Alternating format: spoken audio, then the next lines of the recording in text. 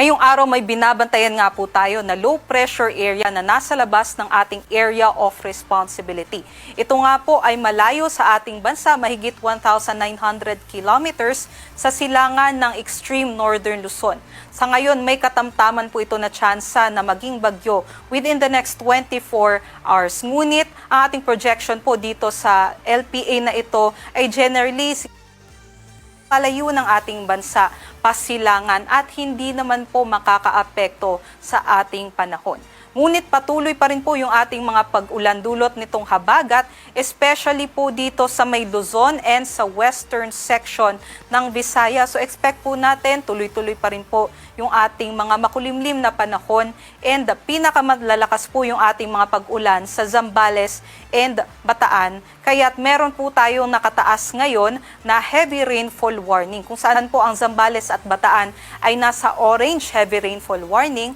Meanwhile, ito naman pong Tarlac, Pampanga, Bulacan, Metro Manila, Cavite, Batangas, Rizal, and some parts of Quezon ay nasa yellow heavy rainfall warning po ngayong 5 to 8 a.m. So ito pong mga nasa lugar na ito sa kasalukuyan ay nakakaranas po ng mga malalakas na mga pag-ulan. So doble ingat po sa ating mga kababayan dahil posible nga po yung mga flash floods and landslides. Para naman po sa mga pagtaya ng ating panahon, tuloy-tuloy pa rin nga po yung mga panakanakang pag-ulan dito sa Zambales and Bataan. And sinamahan po ito ng mga pabugso-bugsong hangin sa buong Luzon, maging sa western section ng Visayas, dulot pa rin po ng habagat.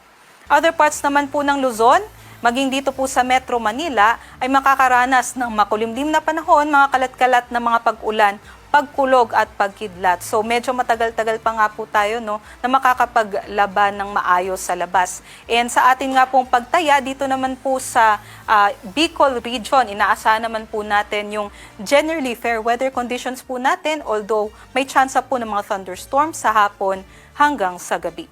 Ito po yung ating mga agwat ng temperatura sa Metro Manila 25 to 29 at pinakamataas naman po yung ating maximum temperature sa Tuguegarao hanggang 34 degrees Celsius, meanwhile sa Legazpi hanggang 33 degrees Celsius. Take note na lamang po sa ating mga kababayan dahil nga po sunod-sunod na araw na nga po tayong inuulan, especially dito po sa Luzon area, ay maaaring saturated na po yung ating mga kalupaan o malambot na nga po yung ating mga lupa, especially po doon sa mountainous regions, kagaya na lamang ng Cordillera Administrative Region, dito rin po sa may Bulacan and Rizal, kaya't susceptible po o vulnerable po tayo sa mga landslide events. So doble ingat po sa ating mga kababayan and always po kung may mga signs na po tayo na nakikita sa ating mga lupa na maaari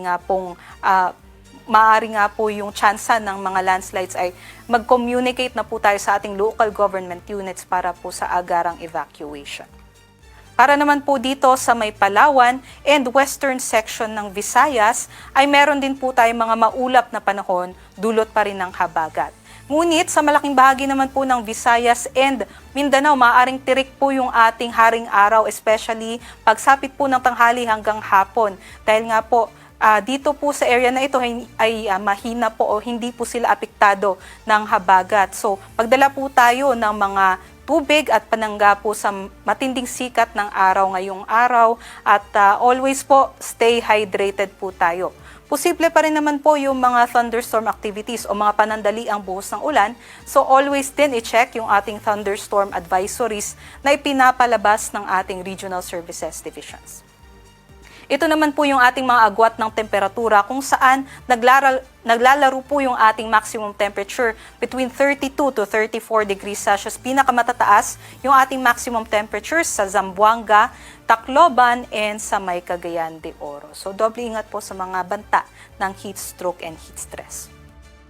Para naman po sa kalagayan ng ating karagatan, wala naman po tayong nakataas na gale warning. Although nasa katamtaman hanggang maalon ang ating seaboards sa northern and western seaboards ng Luzon. So, doble ingat pa rin po sa mga maliliit na sasakyang pandagat. Para naman po sa mga nagtatanong, meron po ba tayong bagong sama ng panahon next week? Base po sa ating Tropical Cyclone Threat Potential Forecast, maaaring may panibago pong mamuo na low pressure area dito sa may northeastern portion ng ating Philippine Area of Responsibility at maaari nga po itong kumilos, pakanluran at pumasok ng ating Area of Responsibility. Inaasahan po natin yan between Sunday and early parts of next week. At ito nga pong potential na low pressure area ay maaaring hatakin at palakasin muli ang habagat simula Sunday onwards. Kaya't meron din po tayong itinaas na weather advisory by Sunday kung saan nakikita nga po natin yung rainfall projection ay maaring umabot ng hanggang 100 millimeters of rainfall dito sa Occidental Mindoro, Bataan, Zambales, Pangasinan, Benguet at La Union by Sunday. So ito nga pong mga lugar na ito na nasa yellow ay potential nga po magkaroon ng mga localized floodings and landslides dulot nga po ng tuloy-tuloy na pag-ulan nitong habagat. So doble ingat po at makipag-coordinate po tayo sa ating LGUs and also huwag kalimutan na always i-check ang ating mga latest weather updates sa Pag-asa dahil posible nga pong magbago pa ang magiging scenario dun po sa nabanggit ko na potential na low pressure area next week.